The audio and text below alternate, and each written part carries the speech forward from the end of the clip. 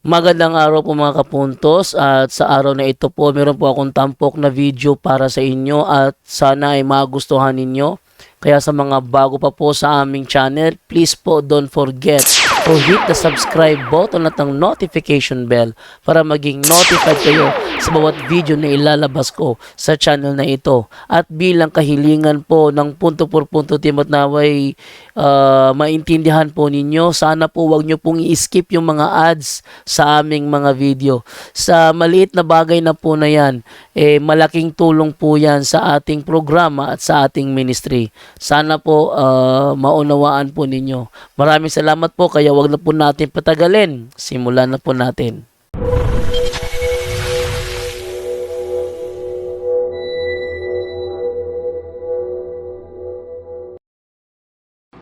Hello mga kapatid, magandang gabi po. Kumusta po kayo? Greetings muna tayo sa mga malugod nating taga-subaybay. Good evening po sa lahat. Okay. I-share ko po sa inyo tungkol dito. Ang ganda po. Makatulong po ito sa akin, sa ating lahat po. The Humility of the Heart by Father Cajutan Mary de Bergamo. No? Greetings muna tayo kay Joy Alfanta Fernandez.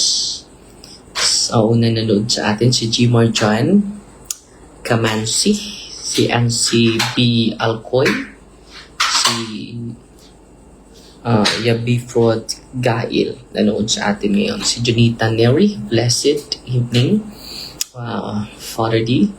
Si Meljep Tori Falma nanood sa atin ngayon. Si Richard Apsar, good evening, watching from Binyan, Zamboanga del Zamboanga del Norte. Joy Alfonso Fernandez, hello po. Good PM, watching live from Cebu City. Salamat po. Francis Louis Toloso Franco is watching. Si Amalia Mojares is watching. Si Dilico Sulti, evening. Father, have a good evening sa inyong lahat po. Si Brilio Fanlo. Si Klinia Kisler, good evening po. Si Yan Aparici, hello po. Father, good evening. Manuel Tauto is watching. Si Agnes Somalino, nanood sa atin ngayon. Si Hubayan Jerwin, mayong gabi, Padero, gikan sa Bukidnon. Kumusta po? Taga Bukidnon, no? Na naming taga-subaybay natin. Lagi dyan sa Bukidnon. Susing Escabande, blessed evening, Father D. Watching from Pinto, Agusan del Sur, God bless, Ugamping Kanunay. No? So, meron ng bagong obispo dyan, si Bishop Ruben Labajo po. So, ngayon, isi-share ko ito sa inyo. Ang ganda po. Si Rinabel M.M. is watching. Si Lorlene Bation, nanood sa atin. At ang unang star senders natin ngayon, si Sister A.G. Jiva. Salamat po. Ito nila sa atin ng 100 stars. At si Jerry, 500 stars. Si Gina Guevara, 100 stars. Salamat po. At sino pang nanood natin ngayon? Si Dira Zeo Zalev. Good evening po. Si Loray Rini Oretnev is watching. Si Tipani Dama is watching. Si Christine Taguba is watching. Si Glenn Yazon Nibria nanood sa atin ngayon. Si Brilio Fanlo nanood din sa atin ngayon. Si Damiana Giliona nanood din sa atin from Cebu City. Si Almera Beru Pading nanood din sa atin ngayon. So, simulan natin mga kapatid sa page, ano po ito, page 9. Sinabi dito, what hast thou of thy own, my soul wherewith to glorify thyself? Thou who art a vessel of iniquity and a sink of sin and vice. So kung pinupuri natin yung sarili natin, delikado po yun. No? It is already a pride. Kung lagi natin pinupuri yung sarili natin, it is, no, to glorify thyself, thou who art a vessel of iniquity, and sink of sin, magkasala po tayo, and vice is not all this self-glorification, but vanity and deceit. Whether it be for thy body or spiritual gifts, that thou buildest a reputation for thyself. So, yung mga achievements natin, lagi nating sinasabi, it is all about pride, mga kapatid. Self-glorification po yan. So, hindi na po tayo humble dyan. No? So, yan po. So, grabe itong maganda na advices sa atin. Itong magandang aklat, humility of the heart. Very essential po ito. Makatulong po ito sa akin bilang pari. Patuloy na mag-contemplate, no? At pagkilala sa sarili po. No? So, kailangan yung mga nagawa natin, nakabutan, it is nothing before the eyes of God. Hindi natin gagawin ito to make advantage to others. No? But let us accept ourselves that we are nothing. No?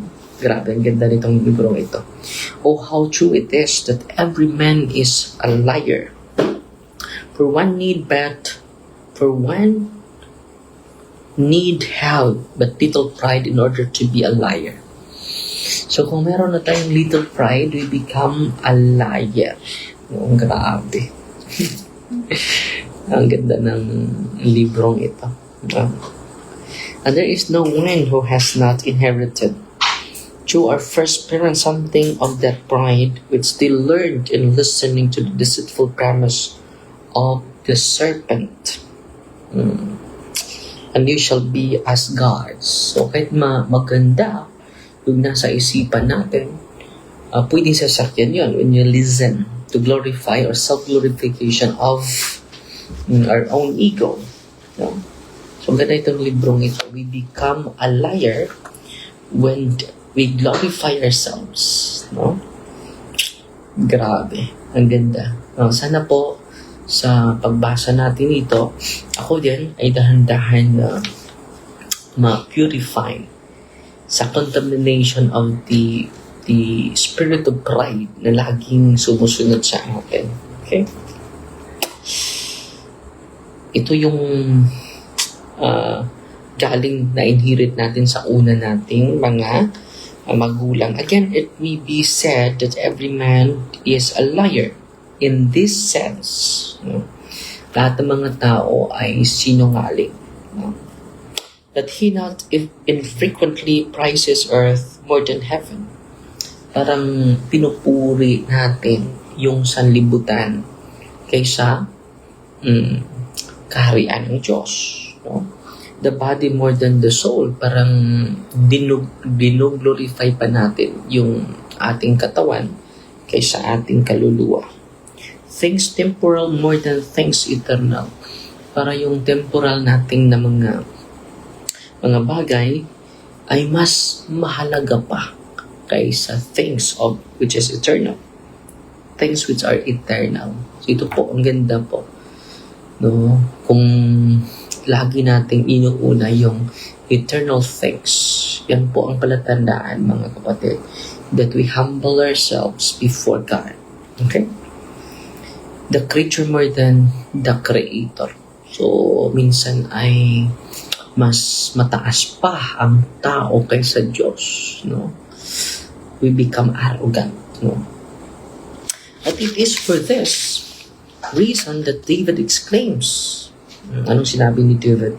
Psalm chapter 4 verse 3. O yes, sons of men, why do you love vanity and seek after lying? Bakit sinusunod mo yung pleasure of vanity and seek after lying, no? Parang pinifeed natin yung sarili natin sa mga makabuntong mga bagay and seek after lying. Gusto natin na i-protect natin sarili through kasinungalingan. Psalm 61 verse 10, the sons of men are liars in the balances. No? Ito very challenging po. Ito sa ating lahat po. But in reality, a lie dwells essentially in that pride. So, saan galing yung kasinungalingan? Galing sa ating pride. No? Which makes us esteem ourselves above what we are. No? Para gusto nating i-prove malinis tayo kahit meron tayong mga kasalanan.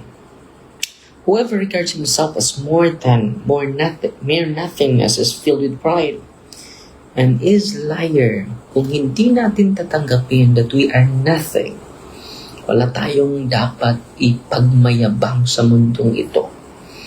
Yung mga achievements natin, yung mga position natin, yung mga naabot natin, yung mga kasikatan ng isang tao ay nothingness. We are nothing. Okay? Minsan ay lumaki na yung ulo natin. No? Kailangan na natin ng reminder sa salita ng Diyos. No? Let us ask the Lord to be meek and humble most of the time. So maganda po ito. Nagbabasa po ako dito para I keep on reminding myself, no? And let us continue to contemplate, no, of this beauty of the virtue of humility, mga kapatid. Patuloy. It is St. Paul's statement. If any man think himself to be something, whereas he is nothing, he deceive himself. Mababasa natin yan sa Galatians chapter 6 verse 3. Ulitin ko, ang ganda nito. If any man think himself to be something, ako po ay sikat na, no? Ako po ay marami ko nang natutulungan, marami na akong achievements, kaya ito. You deceive yourselves. We deceive ourselves, no? Ang ganda nito, no? Galatians chapter 6 verse 3. If any man think himself to be something, whereas he is nothing, kahit anong kasikat mo, you are nothing. Kahit ano kaiyaman mo, you are nothing. Kahit ang dami mo ng mabuting nagawa, don't forget to accept the reality that we are nothing. Kahit ilang taon ka na, naging leader, naging politiko, we are nothing. Para ba kulang yung mundo kapag wala tayong posisyon? Hindi totoo yun. Kahit wala tayo sa mundong ito, patuloy pa rin iikot ang mundo. Bakit? We are nothing. Okay? We are nothing. No. Uulitin ko, ang ganda ng sinasabi ni St. Paul. Galatians chapter 6 verse 3. If any man think himself to be something, whereas he is nothing, he deceive himself. Galatians chapter 6 verse 3. Every time I esteem myself, no? Every time pinupuri ko yung sarili ko, every time pinupuri ko yung achievements ko, sinasabi ko yung mga achievements ko, preferring myself to others para maging mataas ako kaysa iba. It is already a pride, mga kapatid. Okay?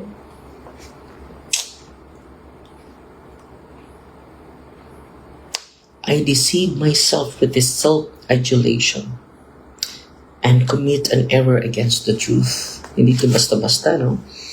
Kung Kung tayo ay laging nagpupuri sa ating sarili, laging nagsasalita sa ating mga achievements, no? Laging nagpo-post sa ating mga success sa buhay, we deceive ourselves. We are nothing. No? By accepting that we are nothing, it is an act of humility, mga kapatid. Ang ganda dito.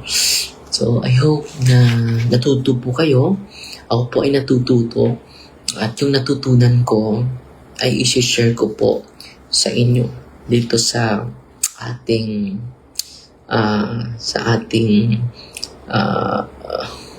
ating programa, no? Ang ganda po, no? At gusto ko na i-savor po itong mga punto, magandang punto, dahil makatulong po ito sa iyo at sa akin. Na dahan-dahan tayo ay tutubo.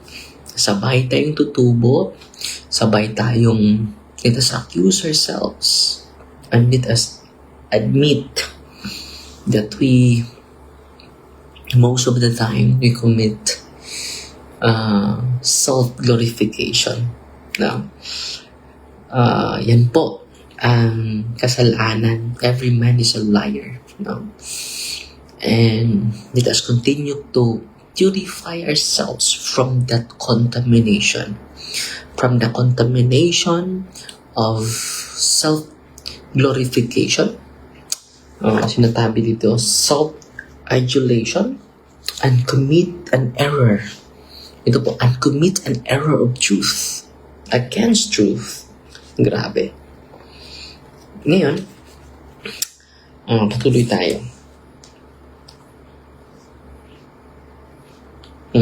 We must acknowledge that one of the 5 reasons, ito po, kailangan nating itanim sa ating isipan at puso, why we do not live in this necessary humility is that we do not fear the justice of God. Bakit hindi na natin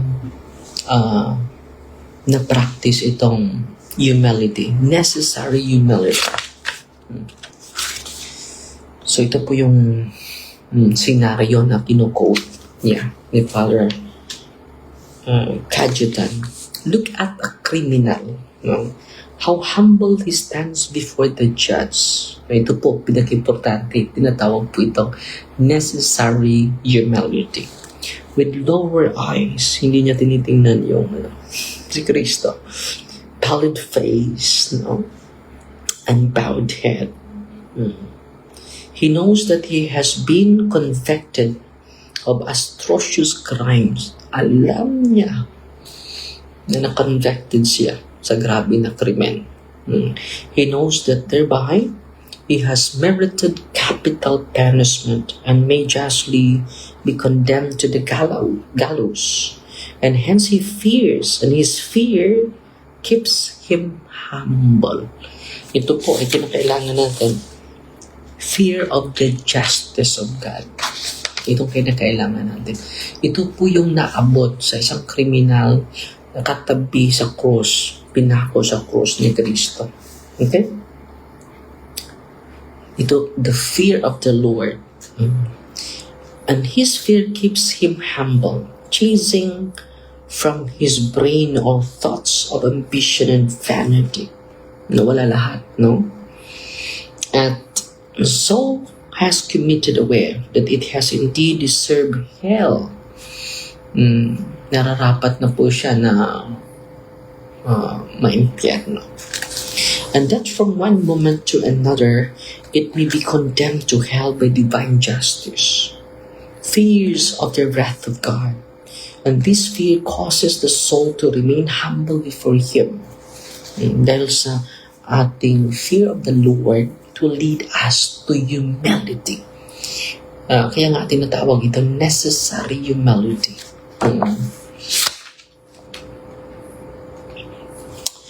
Necessary humility when we obtain fear of God. Yan patuloy. And if it does not feel this humility, it can only be because of the fear of God is wanting. There's no fear of God before His eyes. Psalm chapter 35 verse 1. O cry to God from your heart, pierce thou my flesh with thy fear. Psalm 118 verse 120.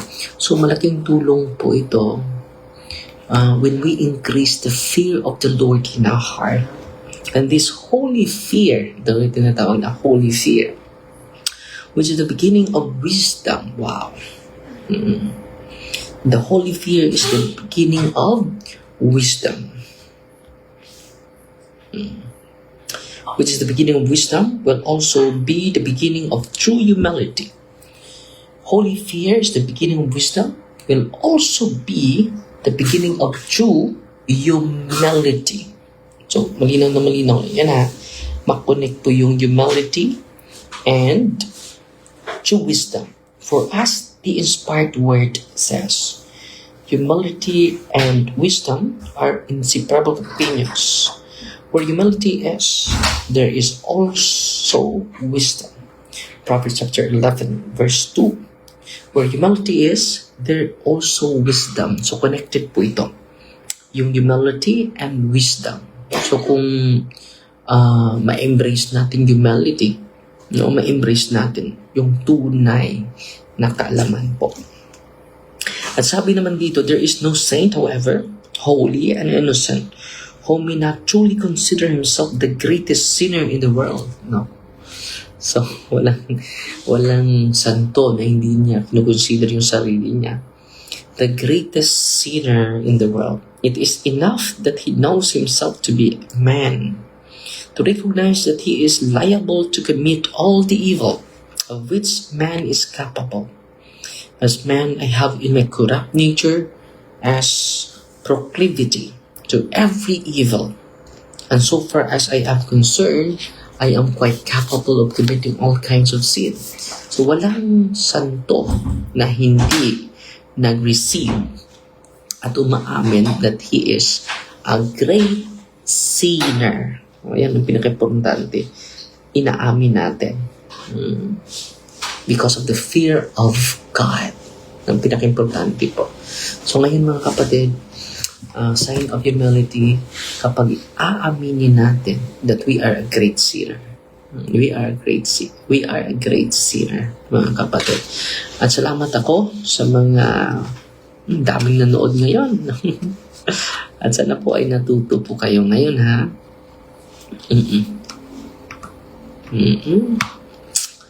Okay. I-greet mo ko muna yung mga nanood natin. Pasalamat lang tayo sa mga star senders natin.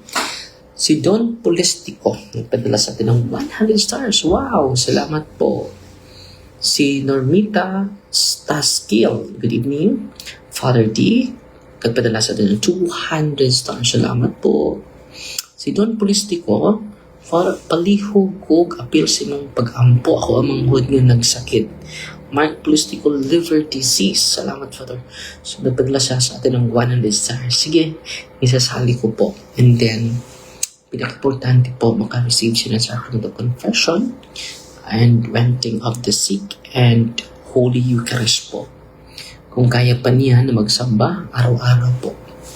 It is the Eucharist po. It is greater than me. No? Sarah Grace, nagpadala sa atin ng 50 stars. Salamat po. Si Lisa Agot, Tabalina, nagpadala sa atin ng 100 stars. Uy, salamat po. No? Parang bago ito. Mga bagong star senders natin. Si Mila Buhawi. Wow!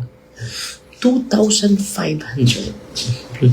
Good evening po to you, Padre, and the whole world. Salamat po. Pero siya yung nangunguna ngayon. 2,500. At si Jean Guevara, tama, Jude. Thank you so much. Padala din additional ng 50 stars. Si Maluchelle Morales, padala din 50 stars. Salamat po. Janine GDP, good night po. Father D, kay katulgon ako na ang kabus. God bless. Na ang pinka ulis. Nagdala ng 50 stars. Si Philly D. Vera Novelio, good evening. Padala ng 50 stars. Si Army Barajes, nagpadala ng 50 stars. Salamat si Sir Army. Lagi ito. Si Mercy Alferez, nagpadala ng 200 stars. Salamat po, Sister Mercy. Si Judith Palikig Pranzier. Wow, nagpadala ng 1,000 stars. Salamat kapatid ha. So yun mga additional star senders natin. Salamat po. Babasahin ko yung ilang greetings na lang ha. Hindi ko mabasa lahat. At si Jane ko, nagpadala ng 50 stars. Salamat po. Si Marilyn Meloria Arabaca, thanks po. Father, daghan kaayo ko nakatunan labi na sa plenary indulgence. Wow. Thank you, Lord. Si Linda Pedrosa Agustin is watching. Si Richard de la Peña, good evening po. Si Lini Tamdasan, amin Father D. Stephen Tuto Castigador, nanood sa atin. Si Bonifacio Saturi, good evening po from Santa Cruz, Laguna. Ferry Aquino Amudia, thank you po so much sa pag-share. Once again, God bless you always, Father. Salamat po. At tapusin natin ito sa isang panalangin. No? In the name of the Father, the Son, the Holy Spirit. Amen. Our Father, who art in heaven, hallowed be thy name. The kingdom come. Thy will be done on earth as it is in heaven. Give us this day our daily bread, and forgive us our trespasses, as we forgive those who trespass against us. And lead us not into temptation, but deliver us from evil. Amen. Hail Mary, full of grace, the Lord is with you. Blessed are you among women, and blessed is the fruit of thy womb, Jesus. Holy Mary, Mother of God, pray for us sinners, now at the hour of our death. Amen. Glory to the Father, to the Son, to the Holy Spirit, who was in the beginning, is now, and ever shall be, world without end. Amen. In the name of the Father, of the Son, and of the Holy Spirit. Amen. Merong additional na star senders natin. Si Sister Jean Guevara, Father, na basa ni mo message regarding kay Nanay Bering, na unsa na to siya matabangan, nga dili na siya magsigig panlimos. Nanay Bering, kung Nanay Balay, para sa mga tigulang, kung unsay proseso, sponsoran na ako. Special si Nanay Bering, no? So, kahit bibigyan natin, meron na siyang tirahan, pero lagi pa rin siyang nagpapakalimos. Striber Crystal, padala ng 300 stars. Salamat po.